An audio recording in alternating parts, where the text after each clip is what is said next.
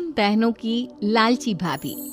करिश्मा, रेशमा और मनीषा तीन बहनें हैं। उनका एक भाई भी है, मयंक। मयंक अपनी बहनों को बहुत प्यार, लेकिन मयंक की पत्नी सविता इस मामले में मयंक से बिल्कुल ही अलग है।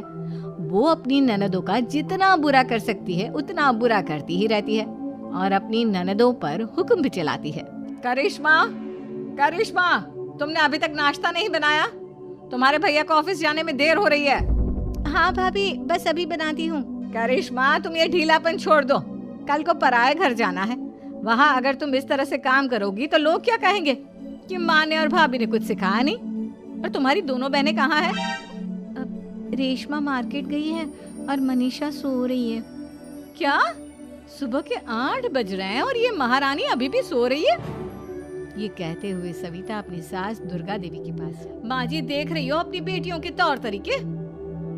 क्या हुआ बहू, सुबह सुबह क्या कर दिया मेरी बेटियों ने? अरे एक तो अभी अभी उठकर किचन में गई है, दूसरी सुबह सुबह बाहर चली गई और तीसरी अभी तक सो रही है। क्या करूं मैं इन तीनों का? मैं तो परेशान हो गई हूँ। जा जाकर उठा उसे और रेशमा से मैं बात करती हूँ। सविता सीधा मनीषा के कमरे में जाती है और उससे कहती है, महारानी जल्दी उठो। क्या है? भाभी थोड़ी देर और सोने दो ना, मैं रात को लेट सोई थी। वो क्या है ना, यूनिट टेस्ट चल रहे हैं। शराफत से उठती है या नहीं, या फिर पानी की भरी बाल्टी डालूं तेरे ऊपर? नहीं नहीं भाभी, मुझे बिस्तर में नहीं नाना, उठती हूँ। मनीषा जल्दी से उठकर बाथरूम में चली जाती है। सभी आराम से बैठकर नाश्ता कर रहे होते कि तभी रेशमा बाजार से हाथ में सामान लिए आ जाती है। रेशमा को देखते ही सविता उस पर बरस पड़ती है। लो, आ गई महारानी। ऐसा भी क्या सामान लाना था जो सुबह आंख मलते ही बाजार की तरफ रवाना हो गई? भाभी, कल आप ही तो चीख रही थी कि घर का सारा सामान मुझे ही लाना पड़ता है, घर में किसी को भी किसी काम से कोई लेना देना नहीं है। अब मैं बाजार जाकर सामान ले आई तो आपको इस बात से भी तकलीफ हो रही है? देख रही हो माँ जी, अपनी बेटी की जुबान कैंची से भी तेज चलती है। और मयंक, आप तो कुछ कहेंगे नहीं अपनी लाडली बहन को? रेशमा, अपनी भाभी से ऐसे बात नहीं करते। चलो माफी मांगो। भैया, मैं क्यों माफी मांगू? आप भाभी से बोलिए ना कि हम पर कम हुक्म चलाया करे। हम इस घर की बेटियां हैं और आपकी पत्नी की ननद है, नौकरानी नहीं। लो कर लो बात। इनकी भलाई के लिए कुछ भी बोलो तो इन्हें बुरा लग जाता है। इस घर में यही इज्जत है मेरी। देख लो माँ जी, आपकी बेटी किस लहजे में मुझसे बात कर रही है। सविता वहाँ से चली जाती है। मयंक को बहुत गुस्सा आता है, वो भी वहाँ से चला जाता है। फिर करिश्मा रेशमा को समझाती है, रेशमा, तुम्हें भाभी से माफी मांग लेनी चाहिए थी ना। लेकिन दीदी, मैंने कुछ किया ही नहीं, तो मैं माफी क्यों मांगू? हाँ करिश्मा दीदी, रेशमा दीदी जैसे ही घर में आई भाभी ही उन पर चिल्ला। हाँ, मैं मानती हूँ कि गलती भाभी की थी। मैं तो इसलिए बोल रही हूँ कि भाभी ने माँ को तो पूरी तरह अपने वश में कर लिया है। वो हमारी बात सुनती ही नहीं। मयंक भैया हमारे लिए हमेशा खड़े रहते हैं, इसलिए उनकी बात का मान तो तुम्हें रखना चाहिए था ना।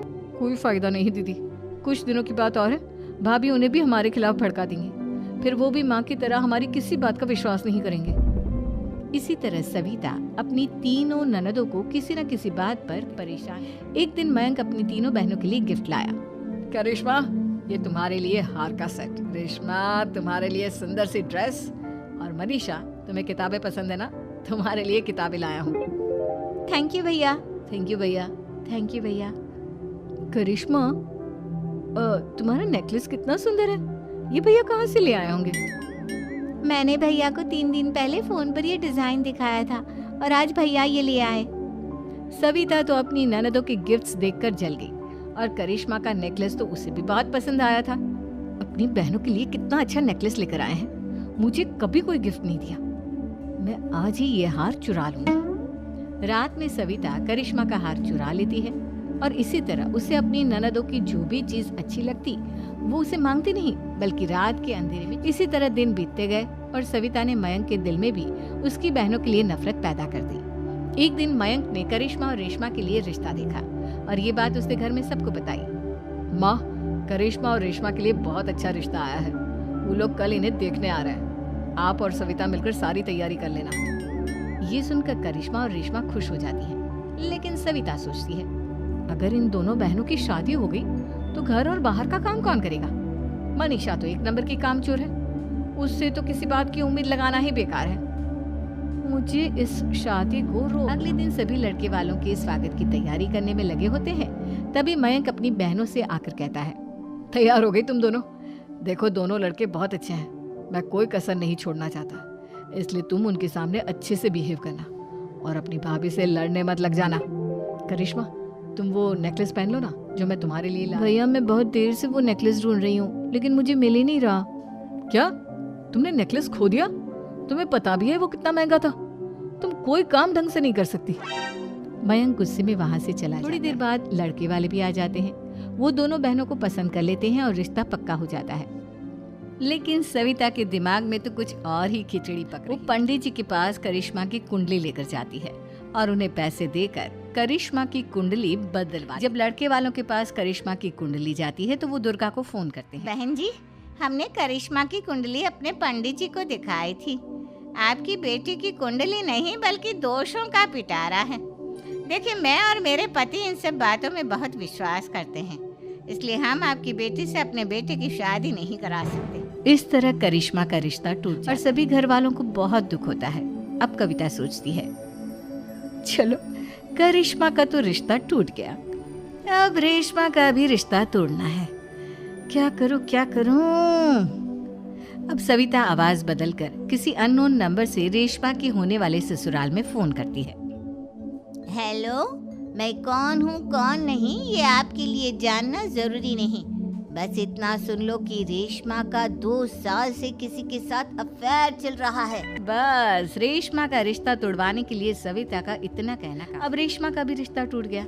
मयंक और दुर्गा देवी ने रेशमा को खूब खरी खोटी सुनाई और उससे बार बार उस लड़के के बारे में पूछने लगे। आप दोनों मुझे क्यों परेशान कर रहे हो?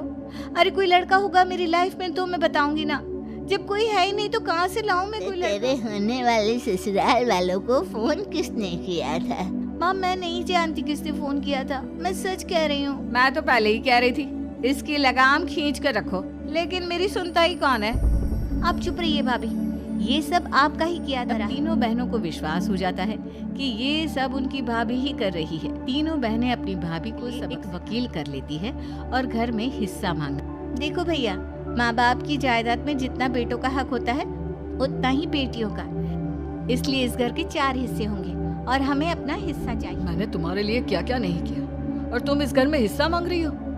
भैया, आप और माँ हम बहनों की कोई बात नहीं सुनते हो और भाभी हमारी शादी नहीं होने देगी क्योंकि उन्हें लगता है कि आप हमारी शादी में ज्यादा पैसा लगाओगे और उन्हें हम जैसी फ्री की नौकरानी कहाँ मिलेगी।